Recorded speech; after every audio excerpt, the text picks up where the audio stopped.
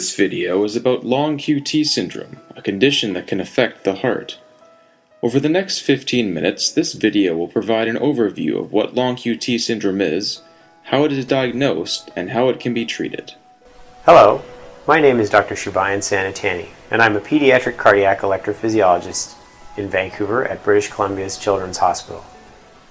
I specialize in the care of children and families with abnormal heart rhythms or arrhythmias. Today we're going to talk to you about long QT syndrome. Long QT syndrome is a condition that can cause sudden unexpected death in young, apparently healthy individuals. We're going to tell you a bit about what causes long QT syndrome and some of the treatment and management options.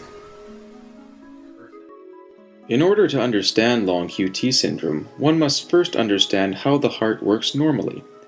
The heart has 4 chambers, 2 that collect blood, the atria, and 2 that pump blood, the ventricles. Each heartbeat is set in motion by an electrical signal from within the heart muscle. The heart is made up of billions of heart muscle cells that contract to allow the heart to pump the blood the body needs. The electrocardiogram, or ECG, is a graphical picture or tracing of the heart's electrical activity. It is traced with electrodes attached to the surface of the body. Long QT syndrome was named because of the abnormal appearance of the QT interval on the ECG. Now that we have an understanding of the heart's purpose and how the electrical impulse passes through the heart, we can continue on to our discussion of long QT syndrome. Long QT syndrome can be inherited or may be acquired because of some other health condition, such as medication or illness. Long QT syndrome is primarily caused by an inherited genetic variation or mutation. Each cell contains a copy of the person's genetic plan, called the genetic code. This code tells the cells how to make proteins that are responsible for different systems and functions in the body. A person's genetic code determines how they look, the color of their hair and eyes, how tall they are, and even the shape of their nose. Each person receives 1/2 of their genetic code from their father and the other half from their mother. Variations in our genetic code make us unique. Because we inherit our genes from our parents, members of the same family share these variations. Most variations are harmless, but variations that make a gene faulty are called mutations. Inherited long QT syndrome has an incidence of 1 in 2,500 in the general population. Most inherited LQTS conditions carry a 50% or 1 in 2 chance that a person with the condition will pass the condition on to their children. In long QTS, there is a variation in one of the genes regulating the cells of the heart muscle. This variation mutates the shape of one of the ion channels and slows the flow of ions such as potassium out of the heart muscle cell. This change lengthens the time needed for the heart to conduct another current and makes the QT interval longer on the ECG tracing. Experts in the study of inherited arrhythmias have discovered more than 13 gene mutations that can cause long QT syndrome. However, 90% of long QT mutations occur in 3 common genes.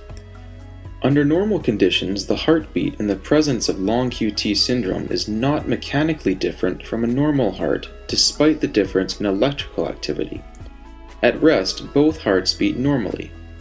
Under certain conditions, for example during exercise or stress, the heart with prolonged QT may be susceptible to a life-threatening irregular rhythm in the ventricle of the heart.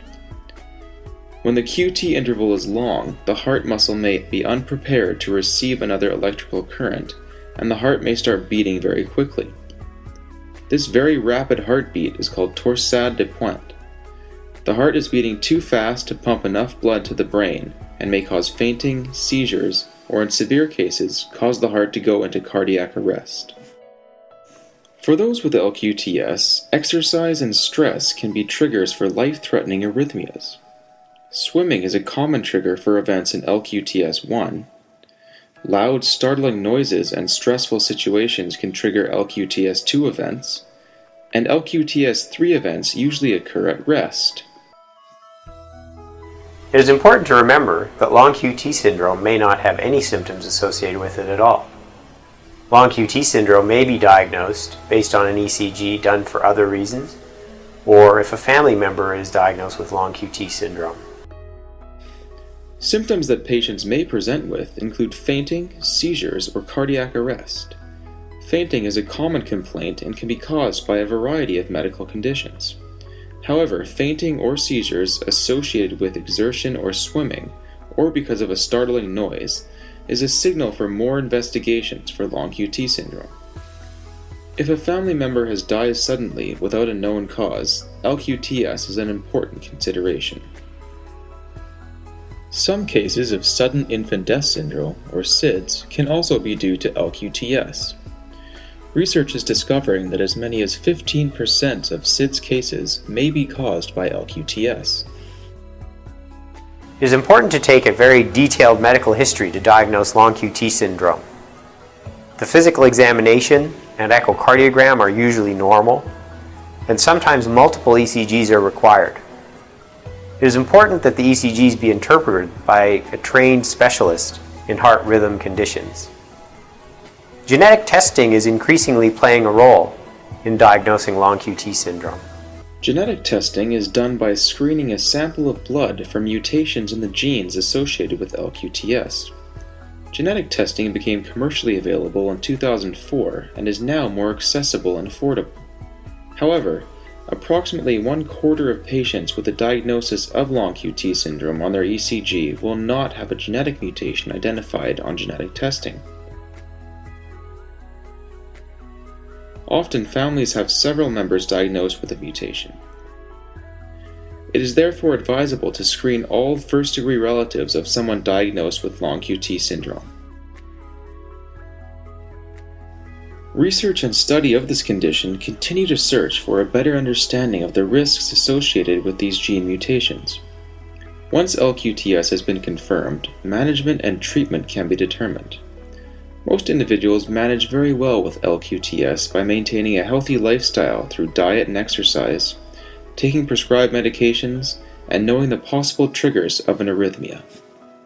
Medications in a class called beta blockers are the most common treatment choice. They are the most effective medication in the treatment of long QT syndrome, especially in long QT1 and long QT2. These medications have names like atenolol, metoprolol, propranolol, and nadolol.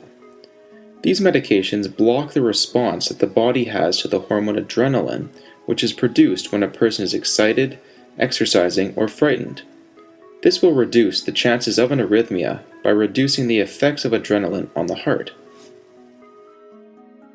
All medications can cause side effects, especially when first started, but will usually lessen with regular use of the medication.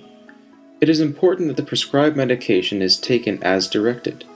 If the medication is suddenly stopped, it can raise the risk of an arrhythmia. Since treating long QT syndrome with beta blockers, the rate of sudden death has been dramatically reduced. Potassium is the main ion involved in LQT1 and LQT2, and potassium supplements may be prescribed in addition to beta blockers. A small group of people with long QT syndrome continue to have symptoms despite taking beta blockers and following the advice of their cardiologist.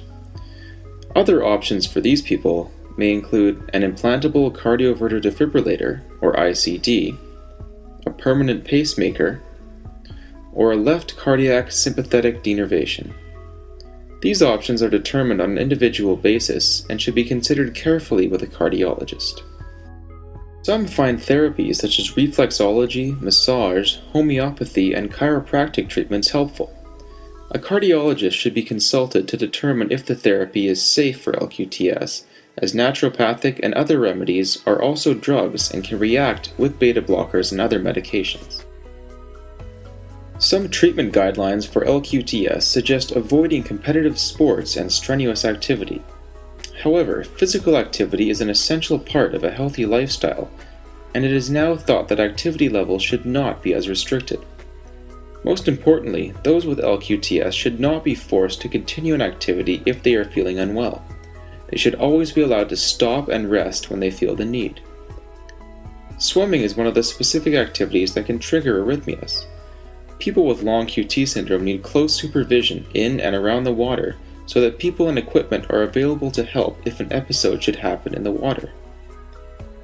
Eating a well-balanced diet to maintain a healthy weight is also important. Potassium-rich foods such as bananas, orange juice, tomatoes, spinach, squash, potatoes, broccoli, and raisins can be added to a balanced diet. Some people avoid caffeine found in coffee, tea, colas, and high-energy drinks. Avoiding drugs that prolong the QT interval is a very important precaution for all those diagnosed with long QT syndrome, or those who are suspected of having long QT syndrome. There are medications that make the QT interval of the heart even longer, increasing the chances of a dangerous arrhythmia.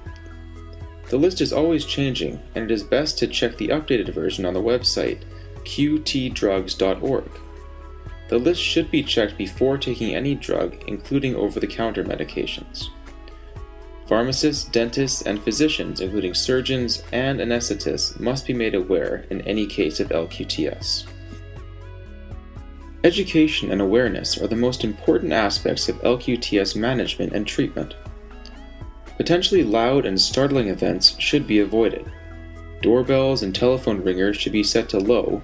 Phones and alarm clocks should be removed from bedrooms. Some people avoid scary movies or frightening amusement rides to avoid the risk of being startled. Family members and friends should be encouraged to maintain up-to-date cardiopulmonary resuscitation or CPR training. A medic alert device or similar notification is also advisable.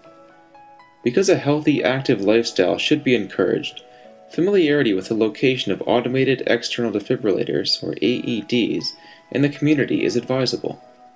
For school-age children, a discussion with teachers and administrators is often needed to dispel misunderstandings and provide guidance. Because many individuals with long QT syndrome live life without symptoms, it can be difficult for them to accept their diagnosis and follow the medical advice of their doctor. Writing down questions and discussing concerns with healthcare providers can lead to a better understanding of the condition and compliance with medications and lifestyle guidelines. We hope you have found this video about long QT syndrome informative.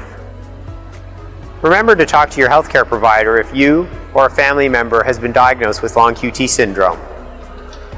There are additional resources available at the end of the video. Thanks for joining us.